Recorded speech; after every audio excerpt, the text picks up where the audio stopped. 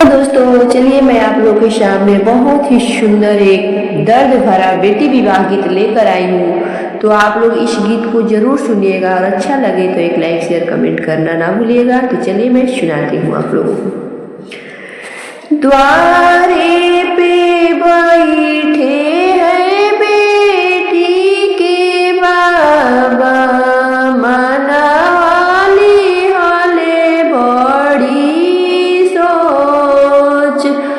मनाली हले बड़ी सोच, कैसे के करी हम बेटी के बियाहवा, महंगा भइले सब चीज, महंगा भइले सब चीज, गड़िया सिकड़िया खिचड़िए पर मांगे, 10 लाख मांगे दहेज, 10 लाख मांगे दहेज, कैसे के करब हम बेटी के बियाहवा, का बेटी रही है कुंवार, का बेटी रही है कुंवार, आतना सुनत रहे भैया बीरनवा, बाबा से बोले कर जोड़, बाबा से बोले कर जोड़, बेचना मोरे बाबा खेतिया से बरिया, बेचना ढल तलवार, बेचना ढल तलवार, बेचना मोरे बाबा सिर की पगड़िया, बहिनी के रचबिया, इतना सुनत रही बेटी कवन दे, बाबा से बोली कर जोड़, बाबा से बोली कर जोड़, जिनी बेचो बाबा मोरे खेतिया से बरिया, मोरे भैया होई है गरीब, मोरे भैया होई है गरीब, जिनी बेच बाबा मोरे सिर के पगड़िया, भैया के घटी जई है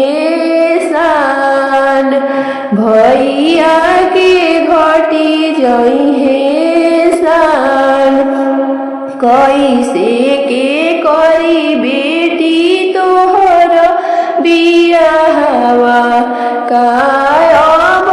रहबू कुंवार, काय रहबू कुंवार, इतना वचन सुनी बेटी के भैया, सुन बहिनिया हमार, अपनी गरीबी बहिनी हम सही लेबो, धूमधाम से रचब बियाह, बड़े घरे करब बहिनी तोहर बियाहवा, राखी लेबो आपन शान, आई बरियतिया दुआरवा पे पहुँची,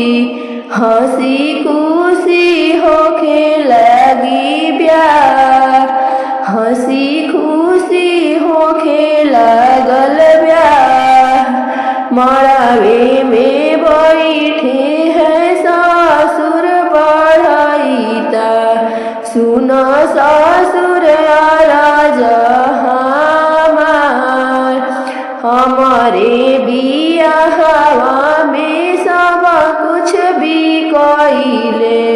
मोरा नैहर भइले गरीब, भैया भतीजा मोरे तड़पी के रही है, कैसे के फलिहे तोहर दहेज, इतना बचन सुनी ससुर बढ़ैता, समाधि से बोले कर जोड़, तू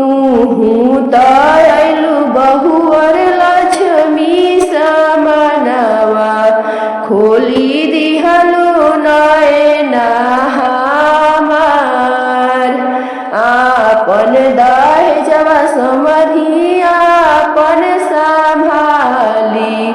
विदा करी बहुअर हमार,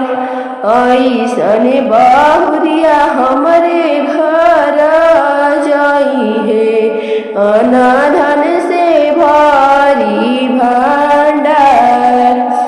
ऐसन